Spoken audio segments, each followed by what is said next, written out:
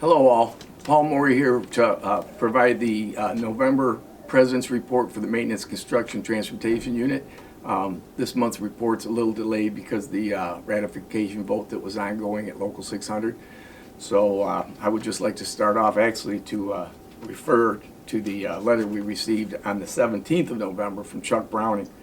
And this was just to inform us that the ratification agreement was passed with a total vote of 69.3, and the salary department passed it by 90%.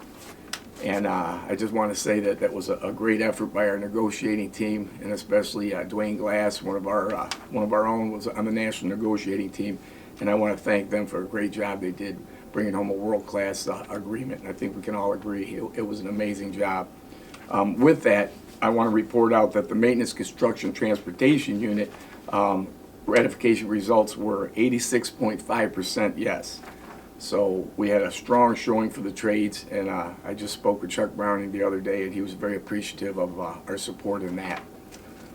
And along with that, we received a letter November 29th from the International, and they just wanted to make sure everybody knew that the first adjustment for cost of living, which was a big part of this contract, I know a lot of people were very excited about getting that back into the agreement. On December 4th this year, the adjustment increase applied after the 10-cent diversion will provide for a total of 21 cents cost of living allowance, and that will kick in, as I said, December 4th. Glad to see that. We received a letter from Charlie Kincaid. He's the president of Local 174, the GM Strikers, and they just want us to know that they appreciate the support that we showed them during the stand-up strike. They were out for 41 days, and he sent a letter to our unit to thank us for all the support and how much they appreciated Local 600 and MC unit going out there and supporting their effort. Region 1A, Young Workers Council, will have a meeting Monday, December 11th at 5 p.m.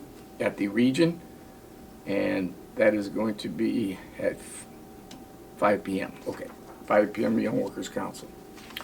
I also have a letter from Laura Dickerson, director of Region 1A, and this was going back to September 8th. There was a charity golf outing that we supported, and she wanted to thank all the people that had input to that. It was to benefit the VFW National Home Charity out on the west side of the state, and they raised over $31,000. So she sent us a letter of thank you for that, and I appreciate everyone's support and those continuing efforts to support the veterans. Going to UAW Local 600 announcements, the Recreation Committee will be starting up their basketball league for the winter. I have a to be determined date to start in December. So the games will be held at River Rouge High School as they have been in the past, and Saturdays from 6 to 9 p.m. is the timing. So if anyone's interested in forming a team or joining a team, you can get a hold of the Recreation Committee at Local 600, and we have more information in the committee room if you're so interested. Continuing on at UAW announcements, the Local 600 sock drive that started on October 1st is continuing through December 31st. And those socks are going to be donated to the NOAA Foundation and distributed to the less fortunate community. And again, you can drop off your donations of socks at Local 600 and also in the committee room. We're accepting them, and then we'll get them over there. So we appreciate that. And along that same vein, our unit will be supporting the Marines in the Toys for Tots program. We're going to have boxes at 8061 and at Power and Utility, and we're going to have a pickup box here in the committee room. So they're asking for new unwrapped toys, books, children's books, and appropriate ages between 0 and 12. And of particular need is the 0 to 2-year-old age range. I know a lot of people bringing the toys for the bigger kids, and some of the younger babies, they come up short with those donations. So if you can find it in your heart to do that, we really appreciate it. The Marines do a great job putting that together. There are a caveat here, no toys with any kind of corrosives like a rock cleaning kit or anything like that, nothing with chemicals in it, no gun replicas, and no toys with any kind of candy or food included in the packaging. And other than that, we really appreciate the support on that toy drive. Maintenance Construction's proud to announce our annual Christmas party. We're going to have that Thursday, December 21st. We're going to do that in the committee room as usual. So in the morning at 6 a.m. on that day, we're going to have coffee and donuts early in the morning. And then we'll be providing a lunch at 11:30 a.m. And at that time at noon, we're going to do a drawing for the raffle tickets. And I just want people to know raffle tickets are available. You can see your committee reps or appointed reps.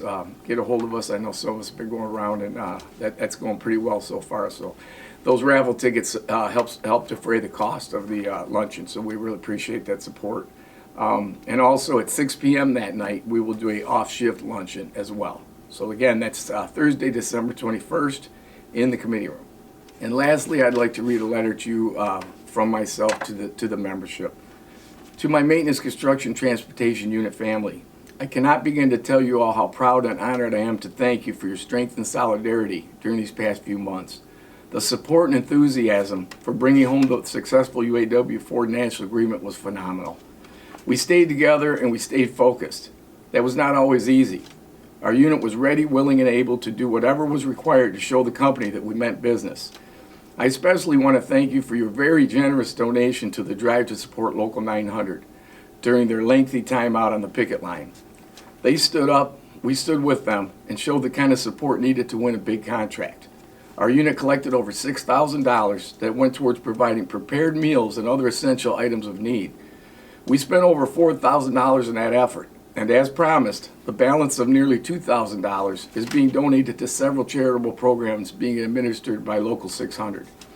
We're working to provide support to the UAW members still on strike, as well as providing food and clothing for those less fortunate. Again, I cannot thank you enough for your generosity, and may God bless one and all during this upcoming holiday season. I pray that you and your loved ones stay safe, warm, and healthy now and always. And that's signed by myself. And I do want to say, I can't tell you how proud I was and how happy I was at the response to help support those strikers. It meant a lot. So now I'm going to get on to my President's report. Recently, there's been many questions and rumors about the changing of production shifts over at the Rev C and final building. We've heard a lot of rumors. There's been people saying that C Crew's going away, and it appears that absolutely is going to happen. The company's still deciding how they're going to shift this production. So I just want people to know that I don't prefer to put out information if we don't have a rock solid understanding of what's being asked of us. So as soon as we get that information, we'll absolutely get it out to the membership. The Christmas shutdown surveys for the holiday scheduling should be posted. They should have been up a few weeks ago. We're going to be pulling them on December 4th. And the Christmas schedule is supposed to be posted on 12/11. So on the 11th of December, we should have a knowledge of who's working and who's going to be off. So if there's any areas that don't have that, or you haven't been able to sign up for that period, make sure you get a hold of us so that we can take care of that. We do have good news. We've been working quite a while now to attain some training for our industrial truck mechanics at the truck plant that had to do with the hydrogen fuel cell technology. So this new equipment came in, and the outside was servicing it. We now have a training session set up at the TTC. So we're going to be sending our high-low mechanics out to that, and I'm very happy to see that finally coming to life. Along with that, I want to say that one of the focuses of our unit this year is going to be training. So I just want you to know that's a big part of our push this year. We want to make sure that we're available of the training, and this is across all trades. So as we determine training, we're going to get the funding put together, and we're going to make sure there's a big push. We want everybody to be able to function in their jobs, and we don't want to give the company any excuses why we're not able to perform that work. So, and also make sure you sign up for Outplant. I know a lot of people, you sign your book for the Christmas period. That's in your home plants. If you're inclined to work Outplant, and there's a potential that maybe you won't be scheduled in your home plant, don't forget to sign up for Outplant for all the days during the Christmas holiday that you're willing to come in and work. The company's pulling back on overtime, and I know this is probably a reaction to the lucrative contract that we just signed, the national agreement. The company's obviously going to, make statements to us on the floor. We've already heard it. We got to get back our $9 billion. I just want to share with everybody, it's very important to stay diligent on your work. Of particular concern for me is the PMs. And when we have PMs, that's a big part of what we do. It's an important part of what we do. I don't want to see anybody take a shortcut. We want to make sure we do them, because when they try to pull back and they want to say that they have more trades than they need and they want to reduce, if that's the direction they want to head, I just want to make sure PMs are one of the things they look at as a big part of our job. So if they're being written off as if they were done and the company's taking them and signing them off, we need to make sure that we're diligent in that task, because that's our work and it's an important part of our work. So I just want to make an emphasis on that. We want to be very sure that as the future rolls along here at Ford Motor Company in the Rouge Complex, and I know we're now determined as a surplus site, I just want to make sure they understand that we've been short with trades, and as they recalculate their need, we want to make sure that we right size and don't downsize. So make sure you stay on task. Appreciate that. I did talk about the Christmas lunch in the room already, so I'm going to move along to we're going to talk about our unit. We have a tentative unit agreement. I'm sure most of you have heard. We've sent out the change pages, and that's been sent out in an email, and we have hard copies in the room if anyone would like to get those. But we did put together a summary pages, and I'd like to take a moment right now and just go through quickly the summary of the changes that we did in the local unit agreement for 2023. There's a maintenance construction letter of understanding to call for a good and welfare meeting, a monthly forum meetings with the UAW labor relations operational leadership to review overall status of manpower and operations within the Rouge site and Dearborn truck plant. We have a maintenance construction letter of understanding for Department 8061 forecasted project plan review, meeting to align national agreement related to Department 8061 with planned project scope for each year of the local agreement, and we will be discussing manpower and continued viability to be the main focus of those discussions. We have a letter of understanding on the annual building bump. So now the change there was that the apprentices with 8,000 shop hours as of the January posting will be included in the annual heritage bumps. We have a letter of understanding about the Rouge site skilled trades placements. That has to do with our lateral movement. So the maximum limit of employees from the same classification and plant is raised to 4 during the life of the agreement. A letter of understanding for the Dearborn stamping plant and DDMP crane maintenance. A letter agreeing to evaluate and discuss effectiveness and efficiency of recapturing the inspection and maintenance of cranes at Dearborn stamping plant and DDMP. Another letter is skilled trades training, and I referred to this earlier. A commitment from the company to upgrade and expand training for our skilled trades throughout the Rouge complex. Examples included, but are not limited to, BICSI training for communications, NICET for fire alarm certification, infrared analysis, backflow prevention, and combustion training. So as I said before, we're going to target across all trades for training this year. We also have a letter of understanding for retiring employee recognition. The unit will be able to continue to provide in-plant skilled trades made recognition plaques for our honored retirees. Maintenance construction unit crew assignment. We did a couple of changes about clarifying the twice yearly shift preference process, and we defined language related to the MWT leaders and their shift preference opportunities, and what we did was just align that with the tool and die unit, because those positions are combined with tool and die and M&C unit. So they still have the opportunity to bump twice a year, but it's only during specific times. Everyone else will be able to continue bumping twice a year at your own behest. We have a letter of understanding for the Christmas holiday and summer shutdown scheduling. We've added additional weeks added to the scheduling process for Christmas holiday and the summer shutdown, scheduling to allow posting to schedule 2 weeks prior to those periods. We're just adding weeks up front so that people can sign up ahead of time, and we have a better understanding of who will be available, who wants to work, and who's willing to take that time off. There's also a letter of understanding for the removal of some obsolete summer shutdown survey language. M&C overtime equalization for the 5-day. This agreement was revised and reorganized into 4 categories for ease of use and understanding. There were very few changes, but the changes that there were targeted to clarify understandings of that agreement. And the 3 areas that it's broken down into is scheduling, charging, exceptions, and then miscellaneous. And then we did the same thing with the 7-day and AWS. The agreement was revised and reorganized. So basically it was being able to take all the verbiage that was related to scheduling, put it in one part of the book. All the stuff for charging was in another part, just to make it easier so that it wasn't confusing as you cross-reference some of the rules and the guidelines.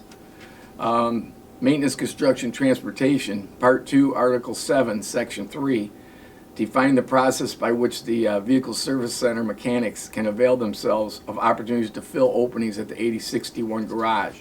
So we just align that with our lateral movement language we already have. Maintenance, construction, transportation, Part 4, Article 6, drivers will be able to avail themselves of overtime opportunities in advance. And then we've added some clearer language on driver overtime assignments not related to the regular bid job. M&C had a unit group seniority agreement, so there was a couple of changes. We removed the removal of occupational group 3, which was the portable pump and air compressor operator classification, and all the related language as it was obsolete. We changed the classification from machinist all-around and machinist all-around leader to now the classification is powerhouse mechanic and powerhouse mechanic leader. We removed the classification for pipe covers and pipe cover leader, as that is obsolete now, and a removal of classification of wastewater treatment and disposal equipment operator, as that is obsolete. And then finally, maintenance, construction, transportation, Article 1. This was something that was still in the book that was obsolete. It was removal of the heavy equipment operators and related language. That's a basic summary of the changes in the book, and as I said, we do have copies that were distributed via email. So what we'd like you to do is we want to go through and have everybody have an opportunity to look at the changes, look at the proposed changes in the contract, the 23 agreement. And beginning on Monday, the 11th, we will have we're going to start voting in the room at 4 a.m. and it will continue until 6 p.m. Tuesday the 12th. So that's 38 straight hours you'll be available to vote in the committee room. That'll be Monday into Tuesday. On Wednesday, there won't be voting in the room because we're going to go off-site to vehicle service and we're going to go to world headquarters and take care of the voting out there. Then again, that'll be Wednesday, and the times will be 6 a.m. to 8 a.m. at world headquarters, and then again at 6 p.m. and then at vehicle service center from 8:30 a.m. to 10:30 a.m. And again, both those days, both those times Wednesday, we will not have voting in the committee room. And then the voting will return back to the committee room at 4 a.m. on Thursday the 14th, and it will continue until noon Friday on the 15th. So that's 32 straight hours. So Thursday night up until Friday afternoon, you'll be able to vote, and then we'll tabulate the vote and get that information out to you as we finish that up. I just want to thank everyone for their efforts. I appreciate what you do. Please contact us with any issues, concerns you have, and we'll talk to you soon. Thank you.